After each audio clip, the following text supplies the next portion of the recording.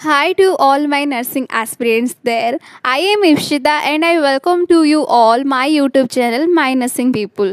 Today I am going to discuss a topic with you all that is diabetic mellitus. There is a slow epidemic of chronic health condition that is going on nowadays in various country, especially the developed ones. आजकल हमारा lifestyle भी ऐसे हो चुका है कि diabetic जैसे condition बहुत ज़्यादा इंक्रीज हो रही है and this is what we are going to talk about today's video. तो आज की वीडियो में हम लोग डिस्कस करेंगे what is diabetes, types of diabetic mellitus, causes, risk factors, science and symptoms, pathophysiology, diagnostic evaluation, diabetic के लिए क्या क्या टेस्ट करते हैं, ओके, एंड कॉम्प्लिकेशन क्या रहता है like our hyperglycaemia, medical management and nursing management में हम क्या केयर उसको प्रोवाइड कर सकते हैं। सो आज ये टॉपिक हम लोग अच्छे से डिस्कस करते हैं।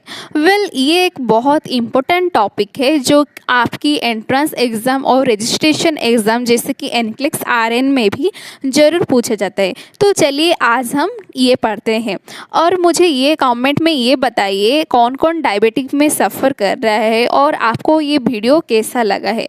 अच्छा लगा है तो मुझे प्लीज़ मेरे वीडियो को लाइक करिए, सब्सक्राइब करिए और अपने फ्रेंड्स और कलीग्स के साथ शेयर करिए।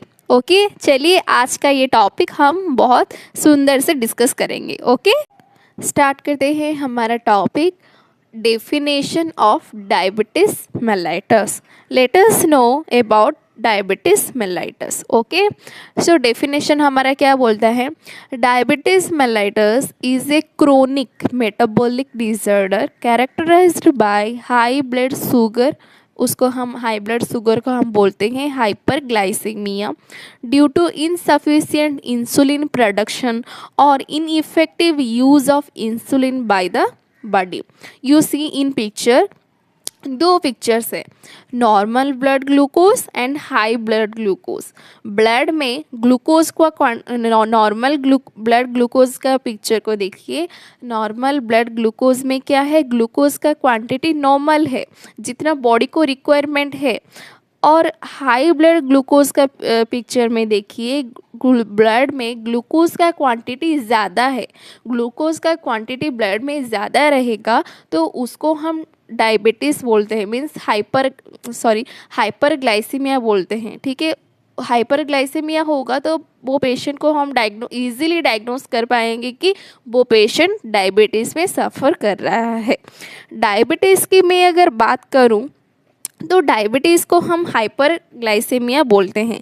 देखिए, normal fasting blood sugar level is between 70 milligram per decilitre to 100 milligram per decilitre, और fasting could be up to 140 milligram per decilitre. जब fasting is more than 110, particularly from 100 से ज़्यादा up to 126 milligram per decilitre, और जो random है that is between 140 to 200 milligram per decilitre, उस time हम patient को डायग्नोस करते हैं फॉर द डायबिटीज़ मेलाइटस। और इसके लिए बहुत सारे टेस्ट हैं आप लोग रन कर सकते हैं, जैसे कि RBS, PPVS, HbA1c, urine test. Okay, I hope आपको अच्छे से समझ में आ गया होगा definition of diabetes mellitus, hyperglycaemia किसको बोलते हैं, RBS का नॉर्मल वैल्यू क्या है और उससे ज़्यादा रहेगा तो उसको हम क्या बोलते हैं।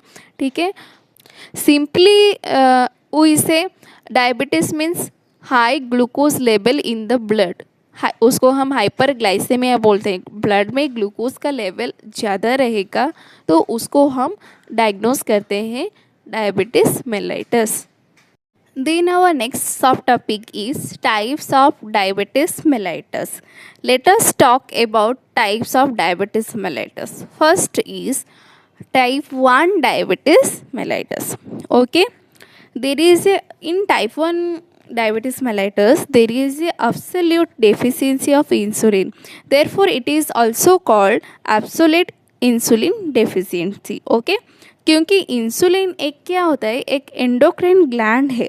इट हैज़ बीटा सेल्स जो इंसुलिन बनाते हैं और सीक्रेट करते हैं। बेसिकली कोई हम बच्चों में जन्म से ही बीटा सेल्स की प्रेजेंट होती ही नहीं है, जिसकी वजह से उनकी बॉडी में ना इंसुलिन प्रोड्यूस होता ही नहीं है। दैट्स वाई मैं ये बोल रही हूँ कि अब्सोल्युटली यानी कि बिल्कुल भी इंसुलिन नहीं है। अब यहाँ भी एक जानना ज़रूरी है, what does insulin do in our body. देखिए इंसुलिन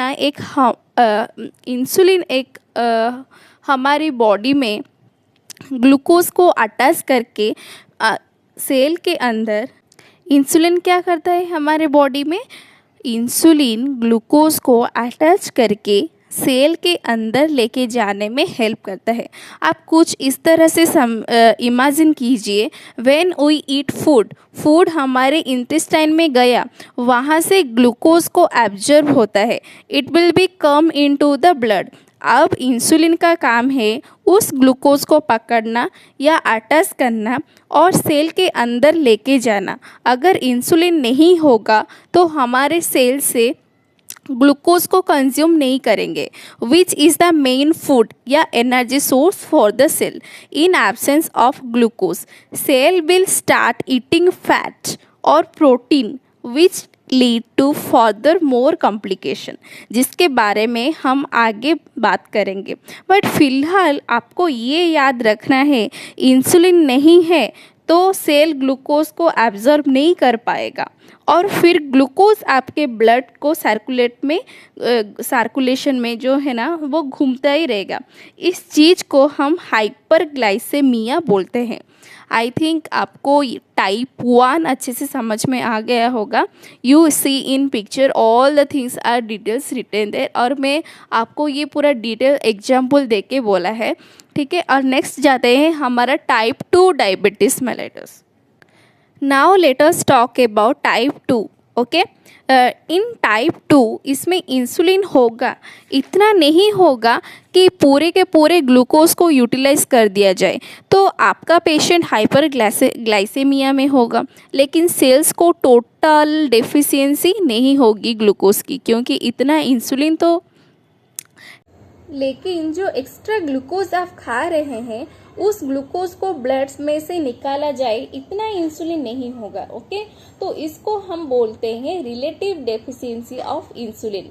इन टाइप 1 में क्या होता है, टाइप 1 को हम बोलते हैं एब्सोल्यूट डेफिशिएंसी, जिसमें बिल्कुल भी जीरो इंसुलिन, मतलब इंसुलिन ही नहीं है, इंसुलिन का परसेंट जीरो है। जबकि टाइप 2 में को हम बोल रहे हैं रिलेटिव डेफिशिएंसी, जिसमें इंसुलिन है but not according to the body requirements, okay. In type 1 किसको होता है, यंग लोगों को ना टाइप 1 डायबिटीज होता है। टाइप 2 जो 40 इयर्स के बाद अगर डायबिटीज होगा तो उसको हम डायग्नोस करते हैं as a type 2 diabetes mellitus, okay. Next आता है हमारा gestational diabetes occurs during pregnancy. Conception से डिलीवरी तक जो हमारा गेस्टेशनल पीरियड रहता है उस टाइम में उसको अगर डायबिटीज़ रहेगा तो उसको हम बोलते हैं गेस्टेशनल डायबिटीज़ मेलिटस, जिसको हम सिंपली बोलेंगे कि प्रेगनेंसी वाली diabetes, okay. And the next one is other specific types includes genetic defect, drug induced diabetes, etc. Then we discuss about causes, कौन से कारण से डायबिटीज़ होने का चांसेस क्या है, उसका कॉजेज़ क्या है, ओके। टाइप 1 में जो डायबिटीज़ मेलिटस होता है ना, उसका कारण हम पहले जानेंगे। ऑटो इम्यूनो डिजीज़ कुछ रहेगा मरीजों को, तो टाइप 1 डायबिटीज़ होने का चांसेस रहता है। वो जेनेटिक एंड हेरिडिटरी रीजन्स, अगर घर पे किसी को डायबिटीज़ है, फादर मदर, ये हमारा क्या है जेनेटिक हेरिडिटरी, उसके वजह से भी डायबिटीज़ होने का चांसेस है टाइप 1, ओके। ओबेसिटी रहेगा, स्ट्रेस रहेगा, eating unhealthy food, healthy food नहीं खा रहे हैं, अनहेल्दी फूड खा रहे हैं, तो उसके वजह से भी डायबिटीज़ टाइप 1 डायबिटीज़ होने का चांसेस है। And the next we know causes of type 2 diabetes, high blood pressure रहेगा, तो डायबिटीज़ होने का चांसेस है। पैनक्रियाटिक डिजीज़ कुछ रहेगा, उसमें भी ओबेसिटी है। एजीई, ओके, स्ट्रेस रहेगा, जेनेटिक प्रीडिस्पोजिशन रहेगा, ओके। अनहेल्दी फूड, मेडिसिन्स, अगर कुछ एक्स्ट्रा मेडिसिन्स ले रहे हैं तो उसके कारण से भी डायबिटीज़ होने का चांसेस है। देन नेक्स्ट आया हमारा gestational diabetes, okay. Hormonal changes रहता है ना during pregnancy, affecting insulin response. जो हमारा गेस्टेशनल पीरियड रहता है कंसीव्स टू आफ्टर डिलीवरी तक, इसको हम गेस्टेशनल जो पीरियड रहता है ना, उसमें क्या हमारा हार्मोनल चेंजेस रहता है ड्यूरिंग प्रेगनेंसी, ये भी अफेक्ट करता है इंसुलिन रेस्पॉन्स को, ठीक है। उसके वजह से भी डायबिटीज़ होने का चांसेस है। Then next topic is risk factor. Risk factor क्या है? इन टाइप 1 में अंडर 30, मैं आपको पहले स्लाइड में ही डिस्कस किया है कि जो हमारा टाइप 1 डायबिटीज़ मेलाइटस है वो यंग लोग को होता है, ठीक है। Under 30, genetics, autoimmune disease, environment and viral infection. Type 2 older age, overweight, अगर ओवरवेट रहेगा, हाइपरटेंशन रहेगा, एबनॉर्मल लिपिड लेवल एबनॉर्मल रहेगा, genetics, ethnicity, historical of gestational diabetes, अगर पहले से प्रेगनेंसी का हिस्ट्री रहेगा डायबिटीज़ का, history of vascular disease, inactivity. Then next one is sign and symptoms. Let us talk about sign and symptoms. Okay, diabetes में कौन से साइन सिम्टम्स शो हो रहे हैं? ओके, ब्लरी विजन, उसको अदरवाइज हम बोलते हैं डिप्लोपिया इन मेडिकल टर्म, ओके। अच्छे से दिखाई नहीं देगा, ब्लरी टाइप दिखाई देगा, ओके। और नेक्स्ट आता है पॉलीयूरिया को क्या बोलते हैं? फ्रीक्वेंट यूरिनेशन, ज़्यादा यूरिन होगा। देखिए हमारा जो ये डायबिटीज़ डिजीज़ है ना, उसका जो साइन एंड सिम्टम्स जो होता है वो 3 फेज में होता है। First polyuria, polyphagia and polydipsia. वो जो आपको है मैं अभी डिटेल से समझा रही हूँ, ओके। पॉलीयूरिया में क्या होता है? एक्सेसिव यूरिनेशन, ज़्यादा यूरिन होता है, ब्लड में बहुत सारा ग्लूकोज है, ओके। हम सबको पता है किडनी में नेफ्रॉन होता है और ये नेफ्रॉन सिलेक्टिव रीअब्जॉर्प्शन करता है, ओके। तो जैसे ही ग्लूकोज से भरा हुआ ब्लड नेफ्रॉन में पहुंचेगा तो नेफ्रॉन को ये सेंस होगा कि ब्लड में बहुत सारा ग्लूकोज है, अब ये ग्लूकोज को यूरिन से निकालना पड़ेगा। अगर मतलब ज़्यादा ग्लूकोज आपको यूरिन में मिक्स करना है तो आपको इतना ज़्यादा पानी भी मिक्स करना पड़ेगा, हेंस आपका पेशेंट को होगा polyuria. In order to remove more and more glucose from your body, your kidney has to be dull. More urine means बहुत सारा यूरिन निकालना पड़ेगा ना, तो किडनी को क्या हो जाएगा? पूरा डल हो जाएगा, hence polyuria will happen, polyuria होगा, ठीक है। पॉलीयूरिया हो रहा है तो प्यास भी लगेगी, which is called as polydipsia, क्योंकि जितनी डिमांड उतनी सप्लाई भी तो चाहिए ना। In addition to the patient को हर टाइम में बहुत भूख लगेगी, विच इज कॉल्ड पॉलीफेजिया। तो ये काफ़ी इम्पोर्टेंट साइन है।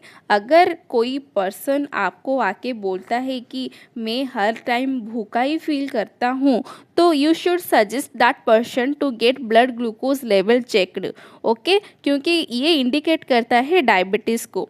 वेट गेन और लॉस भी हो सकता है। जी हाँ, पॉलीयूरिया की वजह से वेट लॉस होगा in case diabetes type 1।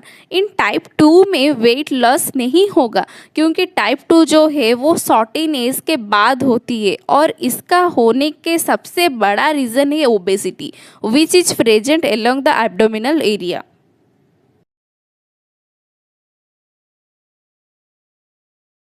Then irritation and mood changes, irritation होगा, मूड चेंज होगा बार बार, ओके।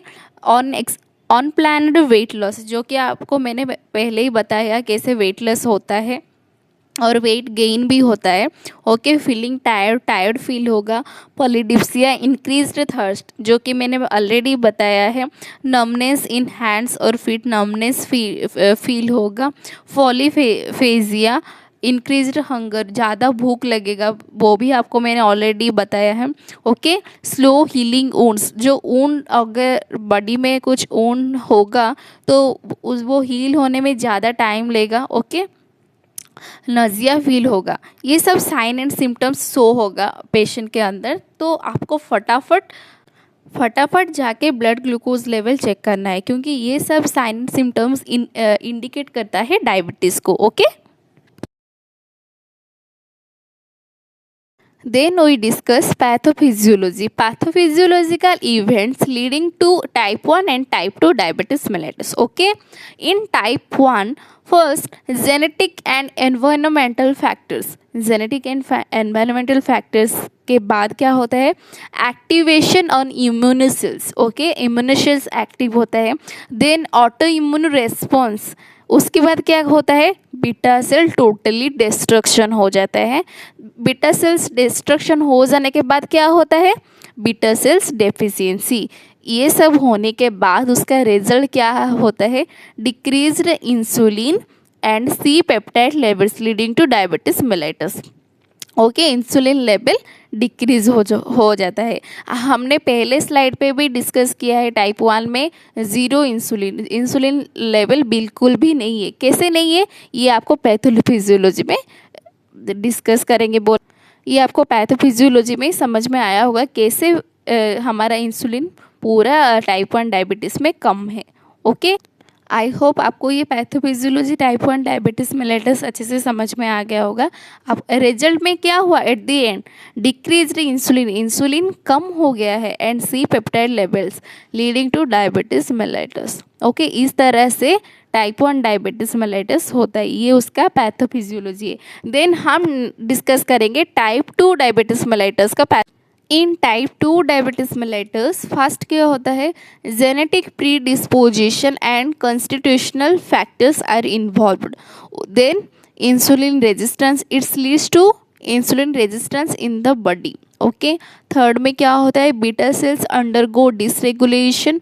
इन fourth, impaired glucose tolerance develops. Fifth में क्या होता है, over time beta cells insufficiency occurs. उसका रिजल्ट क्या होता है, ये सब हो जाने के बाद रिजल्ट क्या मिलता है, initially insulin and C peptide levels increase but later decrease causing diabetes mellitus.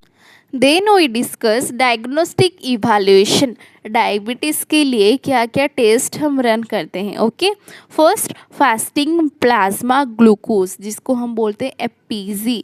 उसमें क्या होता है, जो हमारा शुगर का लेवल, ब्लड में जो शुगर का लेवल जो ग्रेटर देन और equal to 126 milligram per decilitre. Okay, random plasma glucose test करते हैं। ओरल ग्लूकोज टॉलरेंस टेस्ट, जिसको हम OGTT बोलते हैं, वो then haemoglobin A1C, urine test भी करते हैं, urine checking for glucose and ketones in urine, और भी ये PPBS, ये सब टेस्ट हम करते हैं। ये सब टेस्ट से हमको पता चलता है कि पेशेंट को डायबिटीज़ है या नहीं। Then next we discuss complication. Okay, जो कॉम्प्लिकेशन रहता है ना डायबिटिक मेलाइटिस में, वो 2 फेजेस में रहता है। First acute complication, second one chronic complication. First we discuss acute complication. Acute complication में क्या होता है, हाइपोग्लाइसेमिया, जैसे कि आपको ऑलरेडी डिस्कस हम कर रहे थे, हाइपरग्लाइसेमिया, हाइपोग्लाइसेमिया। हाइपोग्लाइसेमिया में क्या होता है, जो शुगर का लेवल होता है ना, वो कम हो जाता है into the normal value. Normal value जो रहता है उसी से शुगर का वैल्यू, ब्लड में जो शुगर रहता है उसका वैल्यू कम हो जाता है। Okay, low blood glucose level, उसका हाइपोग्लाइसेमिया होगा तो उसका सिम्टम्स क्या क्या शो हो करेगा, dizziness, sweating, confusion and fainting. Okay, and second one is diabetic ketoacidosis, जिसको हम बोलते हैं short I abbreviation from DKA। Okay, common in type 1 diabetes, ये कॉमन टाइप 1 का एक कॉमन डायबिटीज़ है। Result from lack of insulin leading to high glucose and ketone levels. Type 1 में क्या होता था, इंसुलिन लेवल 0 रहता था, तो इसका रिजल्ट क्या रहेगा, इंसुलिन कम रहेगा तो high glucose and ketone levels बढ़ेगा। ओके, उसके सिम्टम्स क्या क्या है, नोजिया रहेगा, वोमिटिंग रहेगा, एब्डोमिनल पेन रहेगा and fruity of breath. Okay, and third one is hyperosmolar and hypoglycaemic state, HHS। Okay, more common in type 2 diabetes, ये टाइप 2 का एक मोर कॉमन है। Extremely high blood glucose without ketosis. Okay, high blood glucose पूरा high रहेगा without ketosis. उसका symptoms क्या क्या है, dehydration, confusion, seizures and coma. Then we discuss chronic complication. Chronic means क्या है, लॉन्ग टर्म तक जो रहेगा उसको हम क्रोनिक कहते हैं। फर्स्ट में क्या आता है, कार्डियोवास्कुलर डिजीज़। कार्डियोवास्कुलर डिजीज़ में क्या होगा, increased risk of heart attack, stroke and atherosclerosis. Heart attack होने का चांसेस है, स्ट्रोक होने का चांसेस है एंड एथेरोस्क्लेरोसिस होने का चांसेस है। नेफ्रोपैथी, नेफ्रोपैथी में kidney damage due to high blood glucose, already हम लोग ने डिस्कस किया है, क्योंकि ज़्यादा यूरिन रहेगा, यूरिनेशन ज़्यादा होगा, यूरिन ज़्यादा होगा तो किडनी को तो ही फिल्टर करना पड़ेगा ना, तो किडनी बाहर जितना फिल्टर करेगा किडनी क्या होगा, वीक होगा, वीकनेस की वजह से किडनी डैमेज होने का चांसेस है। Can lead to kidney failure requiring dialysis, kidney failure भी होगा, किडनी अच्छे से फिल्ट्रेशन भी नहीं कर पाएगा, इसके लिए डायलिसिस का भी ज़रूरत है। एंड थर्ड वन है न्यूरोपैथी। न्यूरोपैथी में क्या होगा, nerve damage causing numbness, tingling, pain and often in the extremities. Numbness रहेगा, टिंगलिंग सेंसेशन रहेगा, पेन रहेगा, तो नर्व डैमेज होने का भी चांसेस है। Retinopathy, damage to blood vessel in the retina. हमारा रेटिना कहाँ रहता है, रेटिना हमारा आई में रहता है। आई में जो रेटिना रहता है, रेटिना के अंदर क्या ब्लड वेसल्स रहता है, वो डैमेज होने का चांसेस है, leading to vision problem and potential blindness.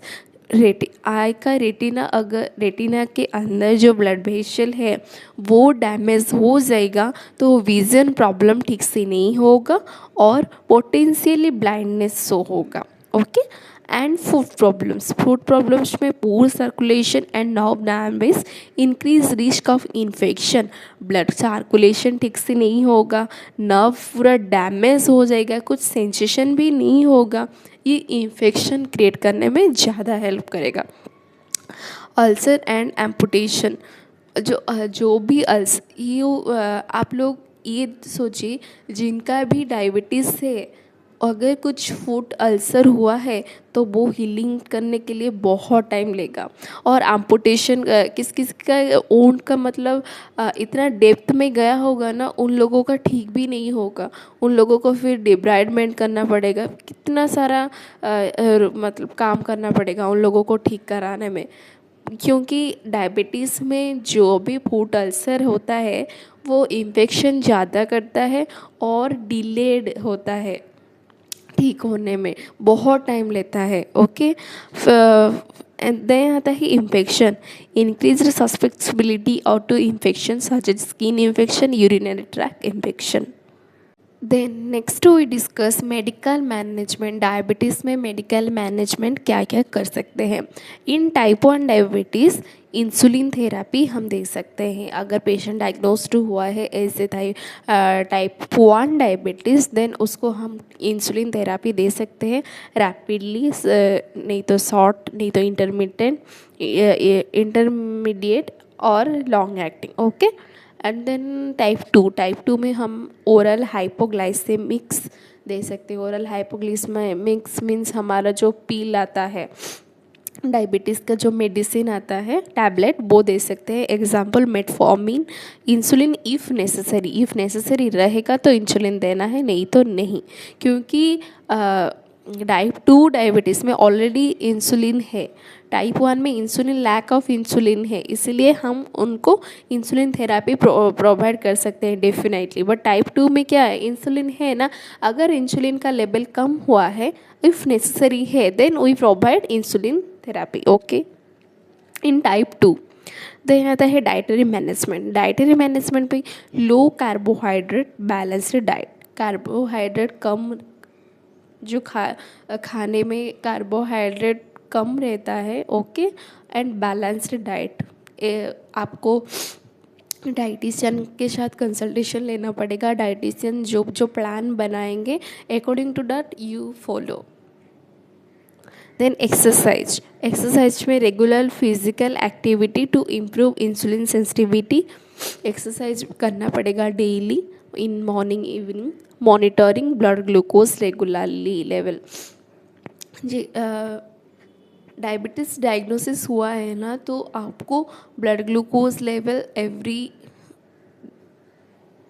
Regularly आपको चेकअप करना पड़ेगा, क्योंकि उसी से आपको पता चलेगा कि आपका ब्लड ग्लूकोज कम हुआ है या इंक्रीज हुआ है या मेंटेन हुआ है। Okay, then next we discuss nursing management. Nursing management क्या क्या है in diabetes. Okay, monitor blood glucose, blood glucose monitor करना है, regularly monitoring and interpretation of results, regularly blood glucose level check करना है। ओके, एडमिनिस्टर मेडिकेशन, इंसुलिन और oral hypoglycemic agents. अगर type 1 diabetes रहेगा तो इंसुलिन थेरापी लेना पड़ेगा, टाइप 2 रहेगा तो ओरल मेडिकेशन लेना पड़ेगा, लाइक आवर मेटफॉर्मिन, जो कि मैंने ऑलरेडी बताया है। अगर टाइप 2 में अगर इंसुलिन लेवल कम होता है, इंसुलिन ज़रूरत पड़ता है, तो आप you can take insulin therapy. Okay, dietary education, teaching patient about carb counting and healthy food choice, low carbohydrate food लेना पड़ेगा। एक्सरसाइज प्लान, एक्सरसाइज करना पड़ेगा, उसी से सर्कुलेशन बढ़ेगा। Encourage regularly physical activity, food care, inspect feet for wounds, prevent ulcer, educate on proper footwear, foot ऊन कैसा है, ऊन को केयर कैसे करेंगे, कैसे अल्सर को प्रिवेंट करेंगे, वो सब है।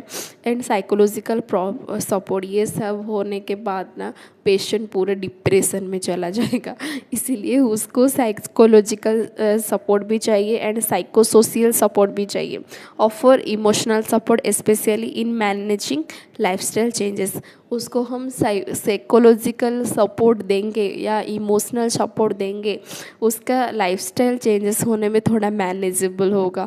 नहीं तो वो सोचेगा यार मुझे क्या हो गया है, मैं कैसे ठीक होंगी, मेरा तो ग्लूकोज ही बढ़ता जा रहा है, डेली डेली मुझे चेकअप करना पड़ेगा, डेली डेली मेरा डाइटरी हैबिट चेंज हो गया है, डेली डेली मुझे एक्सरसाइज करना पड़ेगा, ये सब सोचेगा ना, वो डिप्रेशन में चला जाएगा। आप एक नर्स हो तो आप उन लोगों को ऐसे ट्रीट करेंगे, वो डायबिटीज़ को एक कैजुअल डिजीज़ है, ये बहुत बड़ा नहीं है, मैं ठीक हो पाऊँगी, ये होप जैसे पेशेंट के अंदर रहेगा, तो ये होप रहेगा तो डेफिनेटली वो ठीक होने में ज़्यादा टाइम नहीं लगेगा।